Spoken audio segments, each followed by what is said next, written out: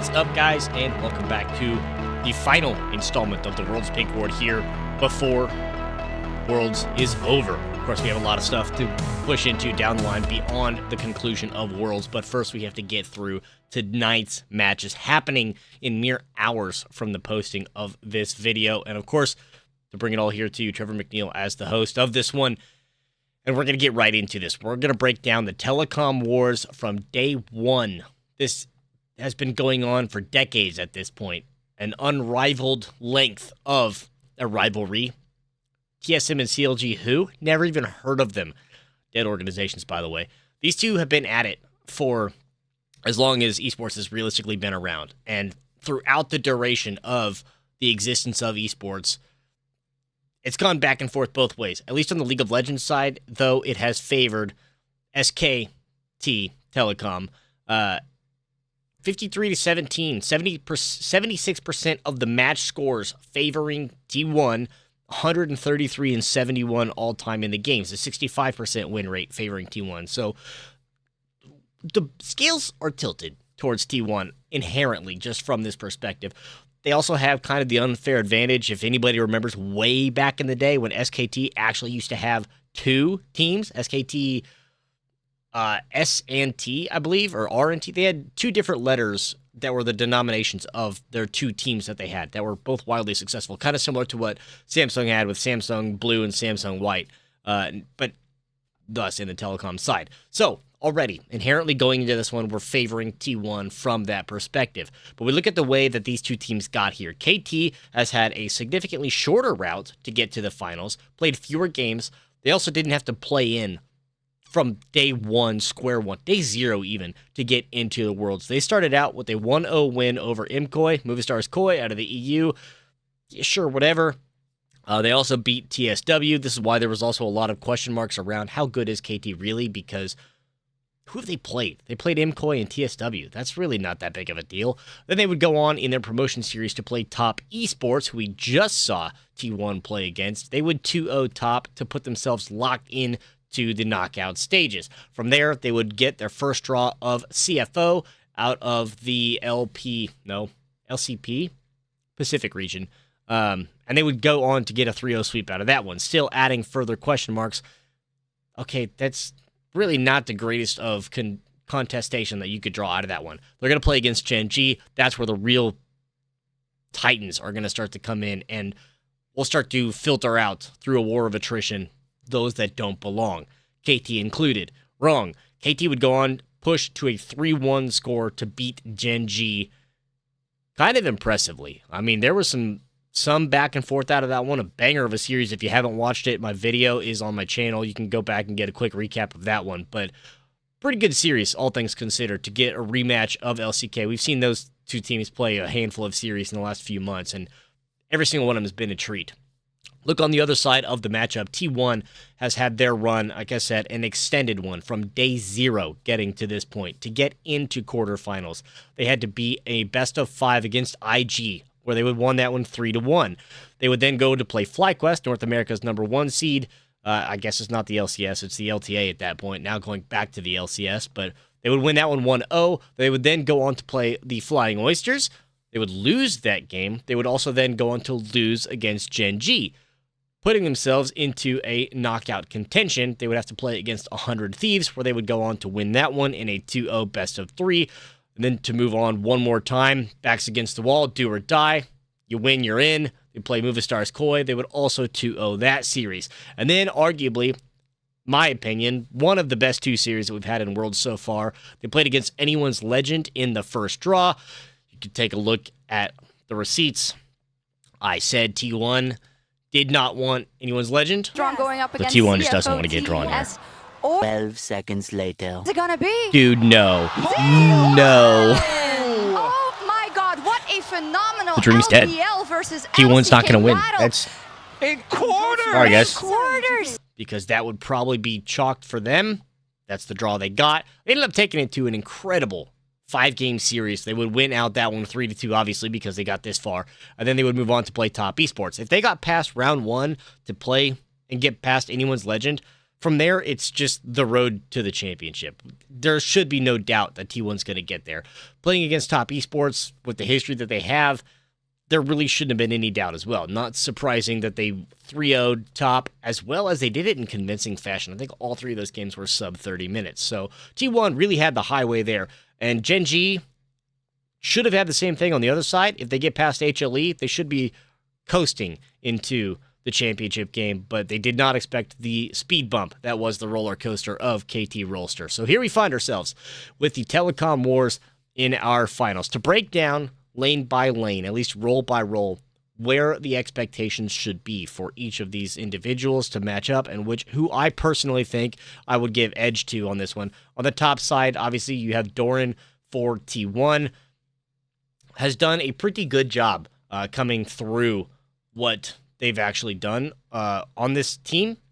And I think that you can have pretty solid expectations that Doran is going to be a pretty good flatline, a really reliable contestant in the games. He's not going to do anything super flashy. He's not going to make anything like super impressive that's going to be a massive game-changing incident, but through the context of what he does it consistently well. On the other side, you have Perfect, who I think matches that sort of expectation going into the game. Is realistically the same, but just on the other side. I don't think either one of these is going to be superbly impressive in their performance. I think they all kind of just play more of a supporting role as frontline beefcake. That's just the meta that we're in. Granted, you do have some bruisers, Casantes and Bessas up there. You see a Rumble come through for sure. Those are the games where you're going to start to see an edge one way or the other. But I think this matchup, I honestly don't give the edge to either one of them. I think this is just a push. I think it's even, and I don't think the game-changing decision is going to come out of this one. Go down to the jungle where you have Owner and Cuz, and I've been significantly more impressed with Cuz's performance here in Worlds than I have Owner's. Cuz on these control fighters, the Xin Zhaos, the Jarvans, has been more impressive to me in the sense of the way that he's been playing it, the way he's actually been controlling the tempo from the jungle around the neutral objectives. I think there's a lot more high-risk, high-reward play that Cuz has versus Owner. Owner's gone for some invades, tried to get some advantages through early game kerfuffles, but I don't think a lot of it has really been anything to make a significant difference in that one as well. I think Cuz has been more impressive, so I will give edge on this side to the likes of KT Rolster. Mid lane, how are you going to pick against Faker? Honestly, I mean, having those two match up in there, if you don't give it to Faker, you can't say he's the greatest of all time because he's the greatest of all time. He's played the most champions in Worlds so far. I don't think anybody really can contest him. You can't pick him out. You can't ban him out. So there's going to be a pocket pick regardless of what happens out of this one. Faker's going to come out on top. He's going to be whatever he needs his team to be, what his team needs him to be, and the edge has to go to Faker. There's some flashy plays from the other side for sure, but it's got to be Faker. On the bot side, I think this argument is a lot similar to the top lane with the 80 carries between Gumayusi and Dokdom. I think Gumayusi has a higher ceiling, high risk, high reward, certainly will pop off. And when he goes off, let me tell you. On the other side, Dokdom isn't super flashy in a lot of the plays, doesn't have the all-star, high-profile presentation, if you will, but he's always at like a really solid performance, always at like a 7 or an 8 consistently. Doesn't really have any variable from that whatsoever. So I think in an overall, if this goes in extended series, I think edge then flashes to Dokdom, but Gumayusi, if 4 out of 5 times wins this matchup, I'm going to give this one to Gumayusi as just the inherent because he is better in those individual perspectives, especially because with the addition of the support, I think Keria and Peter, again, much like top lane, is a push.